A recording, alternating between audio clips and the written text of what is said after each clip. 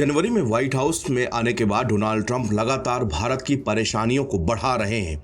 Ukraine युद्ध खत्म करवाने में नाकाम रहने वाले डोनाल्ड ट्रंप अब हर हाल में रूस की इकोनॉमी का गला घोटना चाहते हैं। इसके लिए वो भारत और चीन के खिलाफ भारी भरकम टैरिफ लाने की बात कर रहे हैं। डोनाल्ड ट्रंप के बाद नाटो के चीफ मार्क रूटे ने भी कहा था कि अगर ब्राजील, चीन और भारत जैसे देश रूस के साथ व्यापार जारी रखते हैं तो उन पर सेकेंडरी सेक्शन बहुत भारी पड़ सकते हैं।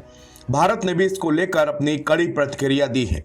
केंद्रीय मंत्री हरदीप सिंह पुरी ने कहा कि भारत अपने तेल और गैस जरूरतों के लिए किसी एक देश पर निर्भर न होकर कई देशों से आयात करता है।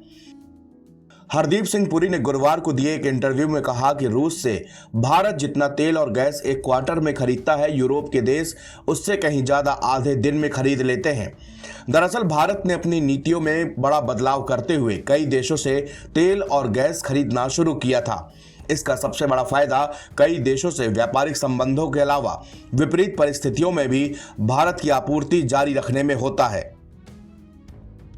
इस मामले में टिप्पणी करते हुए विदेश मंत्रालय के प्रवक्ता रणधीर जायसवाल ने कहा कि भारत की घरेलू जरूरतें वर्तमान बाजार परिदृश्य और भू राजनीतिक स्थितियों पर निर्भर करती है। उन्होंने पश्चिमी देशों को दोहरा मापदंड अपनाने के खिलाफ चेतावनी भी दी है। विदेश मंत्रालय के प्रवक्ता रणधीर जायसवाल की यह प्रतिक्रिया भारत के पेट्रोलियम एवं प्राकृतिक गैस मंत्री हरदीप सिंह पुरी द्वारा नाटो चीफ मार्क रूट की चेतावनी पर प्रतिक्रिया देने के बाद आई है। हरदीप पुरी ने कहा था कि भारत किसी भी विपरीत परिस्थिति के लिए तैयार है। केंद्रीय मंत्री ने कहा कि भारत अपने तेल और गैस की जरूरतों के लिए किसी एक देश पर निर्भर न होकर कई देशों से आयात करता है। हरदीप सिंह पुरी ने गुरुवार को एक इंटरव्यू में कहा कि रूस से भारत जितना तेल और गैस एक क्वार्टर में खरीदता है, यूरोप उस देश उससे कहीं ज्यादा आधे दिन में खरीदते हैं। इससे पहले ट्रंप ने धमकी भरे लहजे में कहा था कि यदि रूस अगले 50 दिनों में यूक्रेन में युद्ध खत्म करने के लिए राजी नहीं होता तो अमेरिका उन देशों पर 100% का टैरिफ लगाएगा जो रूस से तेल, गैस, हथियार या कृषि उत्पाद खरीदते हैं। इसे सेकेंडरी टैरिफ का नाम दिया गया है, यानी कि यह टैरिफ सीधे रूस को नहीं बल्कि रूस के व्यापारिक साझेदारों को चोट पहुंचाने की अमेरिका की रणनीति है। यूक्रेन युद्ध होने के बाद से भारत लगातार भारी मात्रा में रूस से तेल खरीदता आ रहा है। पश्चिमी देश भारत के रूस से तेल खरीदने की आलोचना करते रहे हैं, लेकिन भारत आयात बढ़ाता रहा है। लेकिन ट्रंप प्रशासन के नए तेवर से भारत की ऊर्जा सुरक्षा और अमेरिकी व्यापार संबंध दोनों संकट में आ सकते हैं।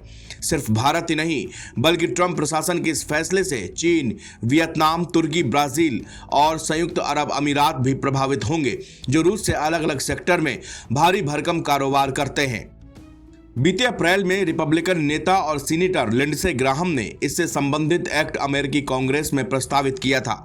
इसके बाद विदेश मंत्री एस जयशंकर ने कहा था कि इससे हमारे हित प्रभावित हो सकते हैं और हम लगातार सीनेटर ग्राहम के संपर्क में हैं।